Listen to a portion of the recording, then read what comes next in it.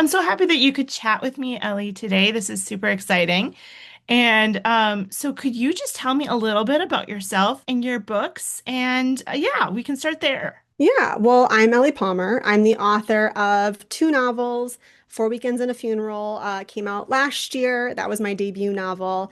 And then now I have Anywhere with You, and Anywhere with You comes out in August. Oh, cool. I'm currently reading your first one, which has been really enjoyable so far. So can you tell us a little bit about the premise for your second one, the one that's coming out soon? Yeah, well, Four Weekends and a Funeral was my love letter to 90s rom-com films, and Anywhere with You is sort of my love letter to friendship in all of its forms. Oh, All cool. right, so Anywhere with You follows Charlie, a recently divorced type A woman who's certain she has life all figured out. So learns her impulsive, free-spirited sis planning to elope in the northern Minnesota woods. Her messy, on-again, off-again high school sweetheart, she heads off on a madcap road trip with her polar opposite, her nomadic, very type B childhood best friend in his Oh, van home. But when long suppressed feelings resurface, it becomes a question of whether she's willing to take some risks and make some mistakes in the pursuit of love, all while trying to prevent her sister from doing the very same. oh wow. Oh my gosh. I love that. I love all the tropes that are in there. And then also Mhm. like the Minnesota woods, like you pull in Minnesota and everything too. So I really love that about your writing and everything. So can you tell us a little bit about that and how you bring Minnesota in to your writing since you live in Minnesota?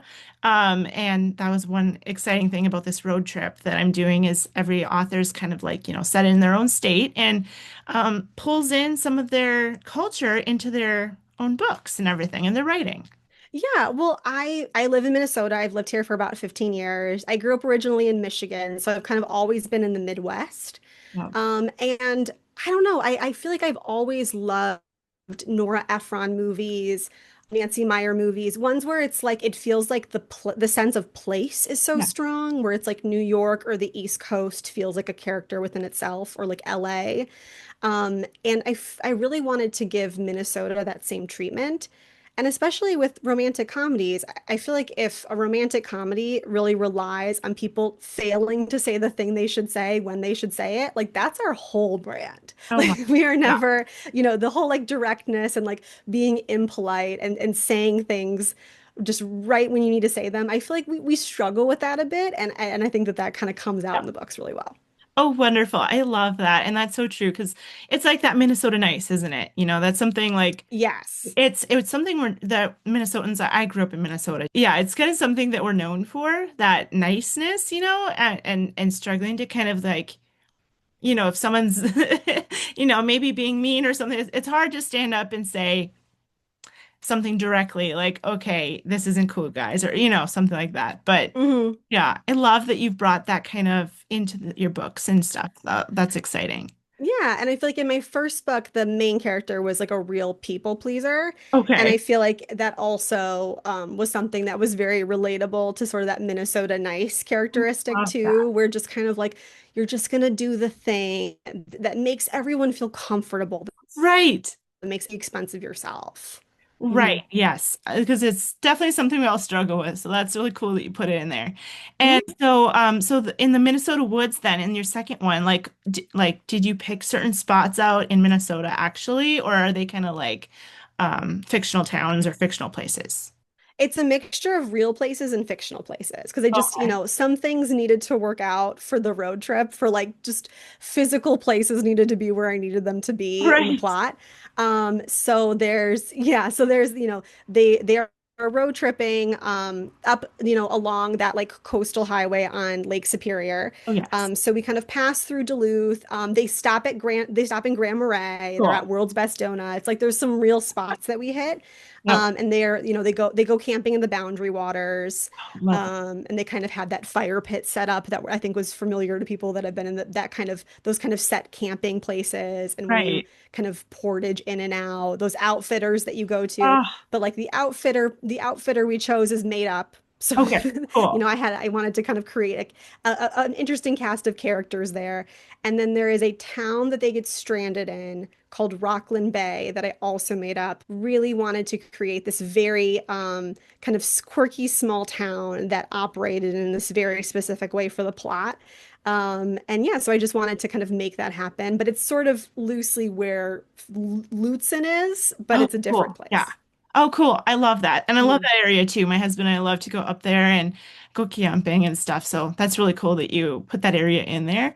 Absolutely Mhm. beautiful area. So that's cool that you made up that town. It's like a little village town. Like, Yeah, so it's like a very like I just, I wanted this like kind of quirky, unincorporated village that sort of operates in a specific way because they kind of run into some city issues in order to get their van out of okay.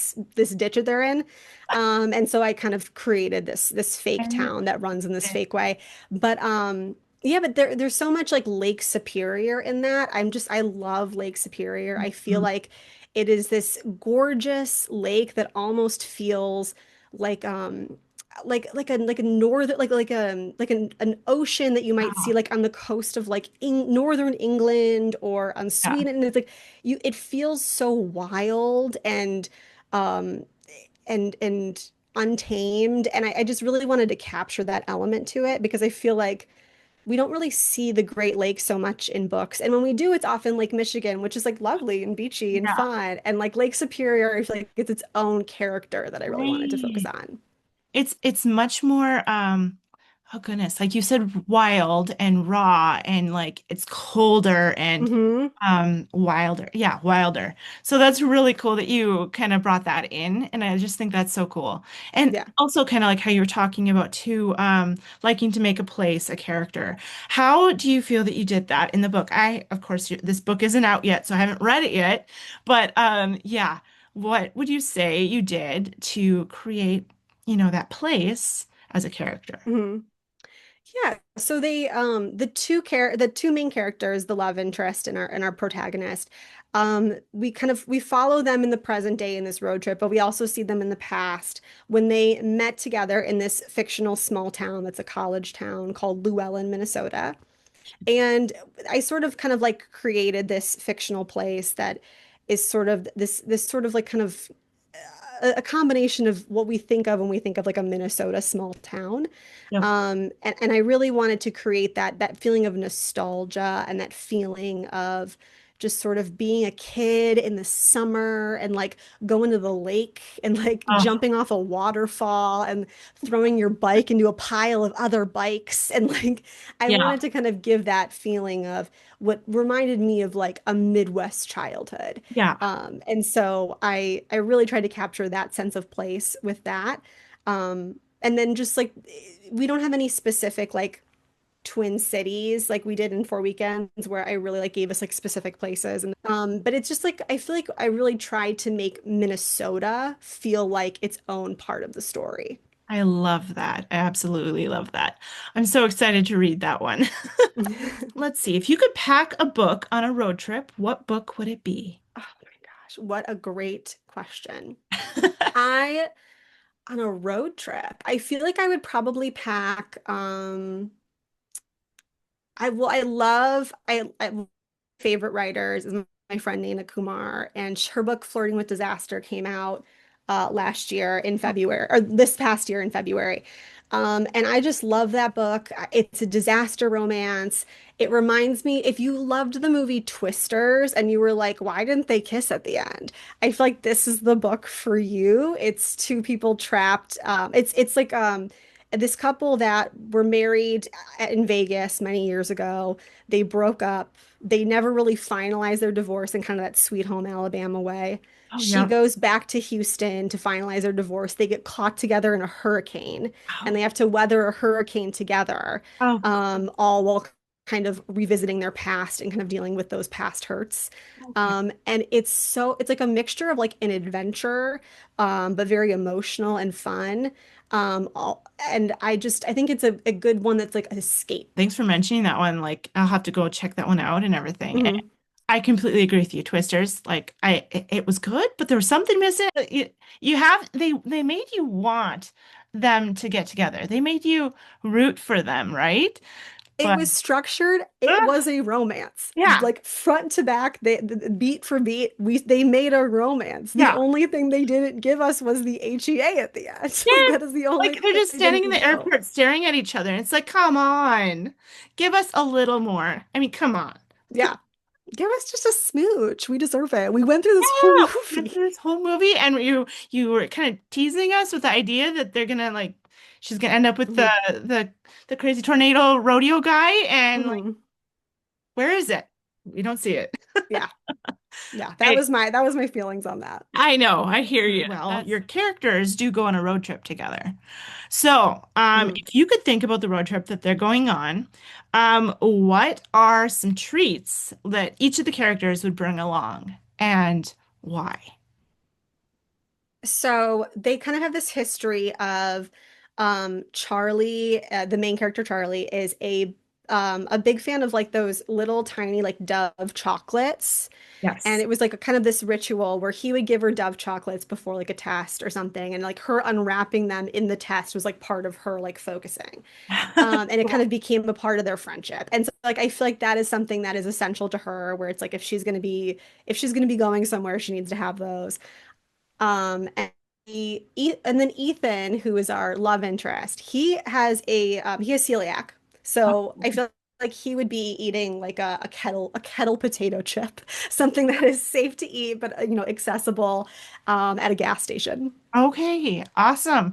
That's really cool. Mhm. Like, so celiac, do you have experience or do you know somebody that has a celiac and stuff like that? That's really cool that you have that rep in there. I think that's really cool. Yeah, well, so I have a tree nut allergy, so slightly different. Yeah. But I kind of wanted to have some sort of I was interested in that because I had built this character, Ethan, where his family owned a donut shop, and I wanted to create this situation where it's passed down from generation to generation.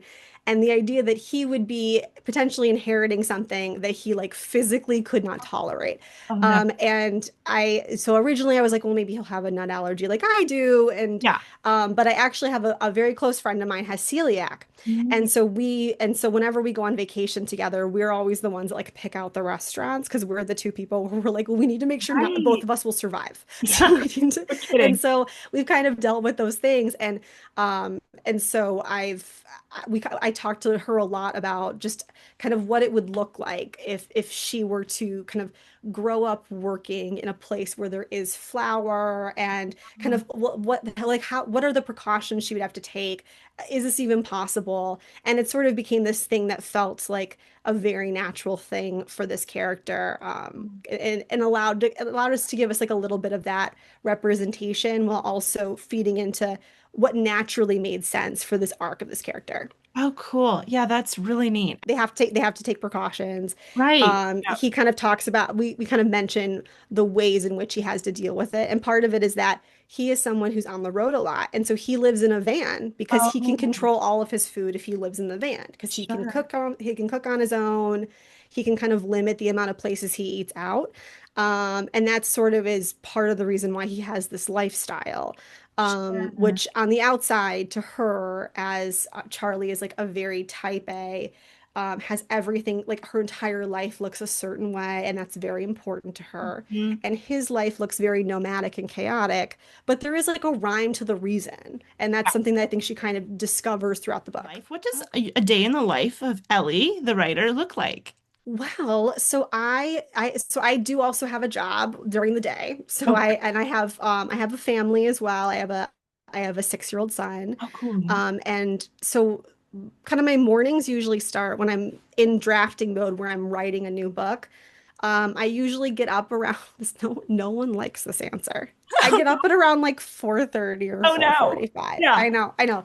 No one enjoys this. No one wants to hear this. It's not fun or aspirational. Oh I goodness. know. But it really is. I am not productive at night, much FOMO. I'm like looking at what everyone's saying on the internet, and I'm also halfway asleep by like 9 p.m. And Funny. Yeah. so I can't really do that much at night as much as I would like to. Uh-huh. And so I tend to work best before my house and the world is awake. Oh, sure. And my son gets up so early. And so if I have to get stuff done, I gotta get up that early. And like it's not an answer anyone enjoys, but it's the truth. And so then I work before, until my son wakes up. Yep. And then, our kind of family, day begins. And then right now in the summer, I take him to camp and start my work day. I work hybrid, so sometimes I go in the office, sometimes I stay home. Okay. And then we kind of do the evenings, And I try and I try to have, a nice like take a break in the evening if I can. If I'm really on deadline, then I also work in the evening too, but that's not ideal. I Yeah. don't think that works well for me. But Yeah. that's sort of kind of how I keep that balance is I do get up early in the morning, but I usually kind of take a break in the evening, and I also go to bed kind of early, so that kind Oh, of sure. helps that. That does help buffer that a little bit so that waking up Yes. isn't waking up that early isn't that hard then. I think if I could get this, here's the key. If I could get my son to sleep in a little bit, that Yeah. would be life changing. Oh, that's so funny. That is What my time does new he wake up? goal. I mean, he gets up at like 6:45 or 7. Like Yes. usually at like 6:45 I start like hearing him like trying to make noise and trying to Yeah. like move about the house. He's knocking on the door being like, I'm hungry. And I'm like, we want to sleep. So if Oh, I that's want to get something funny. done, I have to kind of get up early. Oh, okay, and so kind of hinging on that topic of like your work day and everything, this is another question. I don't know. As a writer, I feel like it's a love-hate question. Like you like it, but you also are like, oh goodness. When people ask, it's like, where do you get your ideas, your inspiration? Well, it's sort of like a combination of just like kind of things that I kind of experience, like just things that pop into my head that go into my chaotic notes app list, where it's like that ranges from like something highly specific to a like just a random thought that I'm like, oh, this might be a funny thing for a character to think or feel or observe in the world. All the way to something like the one I always use because I'm never going to figure out a way to do this is I'm like splash but different or like working girl but better or different. Oh, No, I mean, we oh, can't make funny. working girl better. Right, Like right. make it Yeah. Oh, different. that's so And it's funny. like I just like have like different movies where I'm like, "Well, I'd love to see it if I could figure out a twist on this, but I haven't Figure figured that out the out. twist yet." Yeah. Yeah, it's a little bit of that and mixed with things that I read too, things that I kind of like, when I'm reading other people's books that are inspiring to me, especially in other genres, I sometimes it's fun to kind of think of a lot of thriller premises and romance premises aren't that different. Mm, I've noticed And that. it's like, yeah, and it's like, kind of think like, if you go to an Airbnb and a man's also staying at that Airbnb with you, it can go one of two ways. And so It like it's kind of could. fun Yeah. to see those other genres, like when it goes in the other direction, to kind Right. of reinvent it in the romance direction, kind of see what might happen that way. Yeah, that's really cool that you mentioned that because I like romance and I do like thriller too, and I think that's why like they are somewhat similar with they could go two different ways. That's Yeah, and it's all about the tension. Both yeah. genres are all about the tension. I feel like that's really fun to read for me True. personally. So have you already started working on your next book? I know that you're working on finishing up this one and this one's publishing soon, but have you started working on the next one? Yeah, we actually just announced it the other day. So I can talk about it, which is fun. And Yay. I'm almost done with it. I like need Oh, to do the good. finishing touches and then I'll send the draft to my editor and we'll start revising it. So like it exists, which is very exciting. That's so Um, exciting. yeah, so that one's called Married with Benefits, and it's a marriage of convenience book that takes place in Wisconsin. Oh, cool. And yeah, and it's like a marriage of convenience for both health insurance and also for real estate. So it's Okay. kind of a combination of there's very few reasons why we would have a marriage of convenience in the modern age. So I just kind of combined them together Right. and created this kind of very kind of odd specific circumstances for these two people to run into each other, these complete opposites. So that one's been really fun too. Oh, cool. What places in Minnesota would you recommend people definitely check out? Because, I feel like a lot of people, when they think of like a road trip or vacationing, they don't really think of the Midwest, really. Hmm. So if you could recommend some places in Minnesota that people should definitely check out or go and spend some time, where would it be? Well, so if you're going to like if you're doing like a Midwest road trip, I think you definitely want to hit. I love the Twin Cities, and I feel like it's not quite the like kind of camping experience that I feel like you're used to in a road trip. But if you want to take a couple of days in like a city, I think it is a really fantastic city. There's so much art, there's so much to do. There's so many like festivals in the summer. There's always something happening. And there's Minneapolis and St. Paul, which I think kind of give you different city experiences. St. Paul kind of feels a bit more like a town to me. Like there's Right. kind of these different neighborhoods, and Minneapolis kind of gives you that really big city experience. I'm sure. So I would definitely stop there. I think I love Duluth. Duluth is just gorgeous. There's so much to do there as well. Mhm. I love in the winter, Lutsen is fantastic. It has like this ski Oh, resort place. That one's really fun.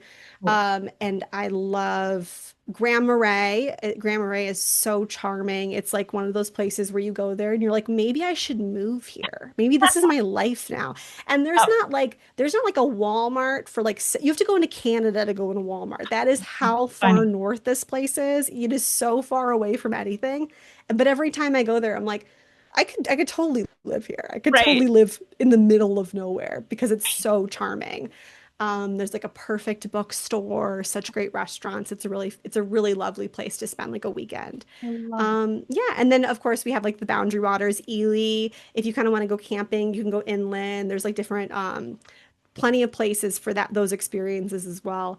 But I mean, like not to sleep on Wisconsin, if you love like that sort of kind of like East Coast, like Newport, Rhode Island, sort of like those, like kind of like those, that experience of going to um, those like vacation cities.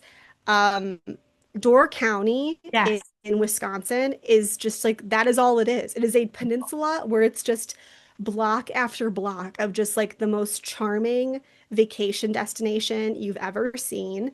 It really is like a fantastic vacation spot for a family or for a couple. It's really lovely. I would definitely recommend that as well. They have great cherries. They have all sorts Oh, of yeah. great food there.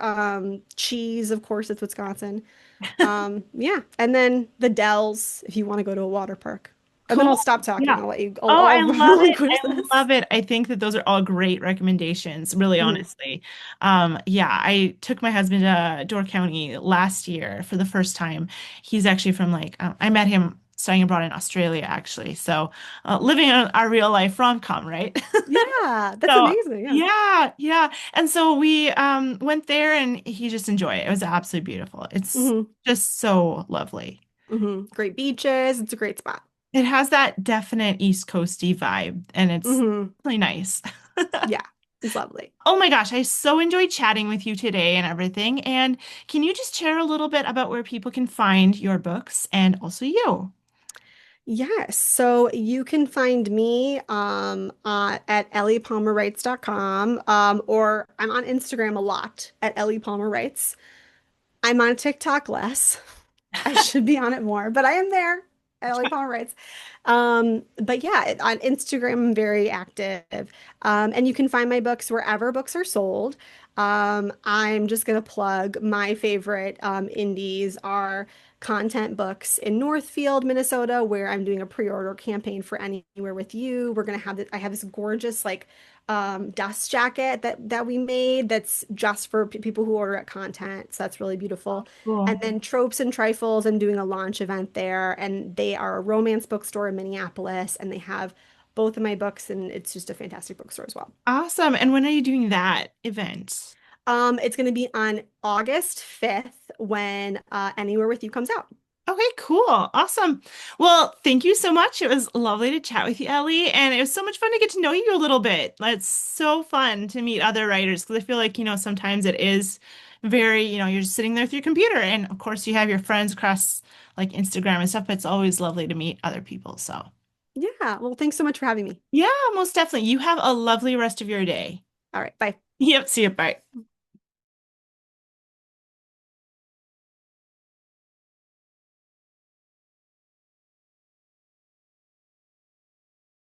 Thanks for riding shotgun on the Romance Reading Road Trip. I'm so excited for you to be joining this journey with us. Be sure to go down to the video description below and sign up for the passport. You're not going to want to miss out on it.